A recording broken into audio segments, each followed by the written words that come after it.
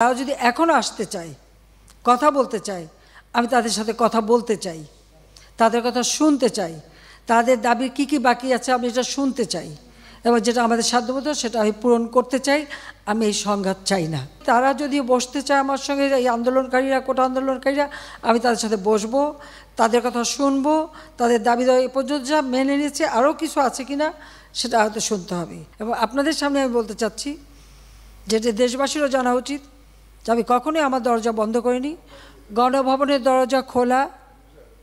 যখনই এই আন্দোলনকারীরা কথা বলতে চায়, আলোচনা করে সমাধান করতে চায়, আমি তাদের সাথে নিজেই বসতে রাজি। আমি আবারও বলছি যে আন্দোলনকারীরা যদি আলোচনা করতে চায়, আমি এখনও রাজি। যে কোনো সময় তারা আসতে পারে, আলোচনা করতে পারে, দরকার হলে তাদের গার্জিয়ানদের নিয়েও আসতে পারে। সার্বজনীন পেনশন স্কিম, এটা কিন্তু 2008-এর নির্বাচনী স্তরে আমাদের ছিল যে আমরা এটা করব। আমরা বহু সময় নিয়ে এটা অনেক চিন্তাভাবনা করে সার্বজনীন পেনশন স্কিমটা আমরা চালু করেছি, এবং সেখানে কিন্তু বিভিন্ন শ্রেণীর মানুষের জন্য বিভিন্নভাবে সুবিধা আমরা দিয়েছি। যে বিশ্ববিদ্যালয়, স্বায়ত্তশাসিত প্রতিষ্ঠান এবং প্রজাতন্ত্রের সকল বেতনভোগ কর্মচারীদের ক্ষেত্রে সার্বজনীন পেনশন ব্যবস্থায় অংশগ্রহণের বাধ্যবাধকতা বাতিল করে দিয়েছি, একবারে বাতিলই করে দিয়েছি। বিচার বিভাগে যে তদন্ত কমিটি করেছিলাম, আমি কিন্তু কারো দাবির অপেক্ষা রাখিনি, কারণ আমি চাই যারা এর সঙ্গে জড়িত, সে যেই হোক, সে পুলিশই হোক বা অন্য যে কেউ হোক,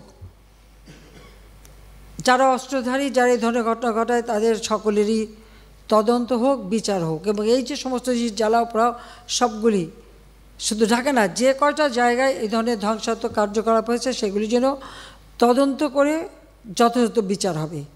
তার জন্য আমি যে জুডিশিয়াল কমিটি করে দিয়েছিলাম, সেটা আরও 2 জন নিয়োগ দিয়ে এটাকে 3 সদস্য বিশিষ্ট আমরা করে তাদের কর্মপরিধিটাও বাড়ালাম, সময়টাও বাড়িয়ে দিলাম, যাতে যথাযথভাবে এটা তদন্ত হয়। আমি চাই যে ধরনের অন্যায় বা হত্যাকাণ্ড যারাই ঘটাক, তারা তো আমার দেশের নাগরিক। সে পুলিশ হোক, একটা শিশু হোক, একটা মানুষ হোক, সে সন্ত্রাসী হোক, ডাকাত হোক বা ছাত্র হোক, যাই হোক, এ দেশের নাগরিক। আমি এর যথাযথ তদন্ত করে তাদের বিচার হবে, আমি সেটাই চাই। যে হত্যাকাণ্ডের সাথে জড়িতদের অবশ্যই বিচার করা হবে।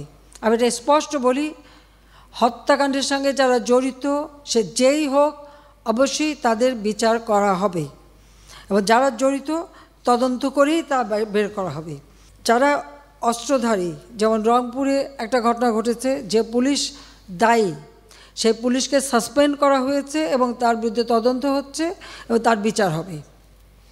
ইতিমধ্যে কিন্তু সেই পুলিশ, রংপুরের যে হত্যাকাণ্ডটা, তার আমরা সাসপেন্ড করে দিয়েছি, তাকে কিন্তু সাসপেন্ড করা হয়েছে।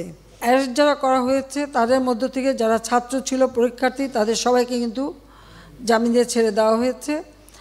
আর সাথে সাথে আমি এটাও নির্দেশ দিয়েছি যে এর ভিতরে যারা নিরীহ আছে তাদের সবাইকে, এবং ছাত্র যারা একেবারে খুনের সাথে জড়িত না বা এই সমস্ত ধ্বংসাত্মক কাজের সাথে জড়িত না, তাদেরকে মুক্তি দেওয়া শুরু করবে, এবং সেটা শুরু হয়ে যাচ্ছে। যারা যারা দোষী ঠিক তাদেরকে চিহ্নিত করে তা থাকবে, কিন্তু বাকিরা যাতে মুক্তি পায় সে ব্যবস্থাটা কিন্তু আমরা করে দিয়েছি।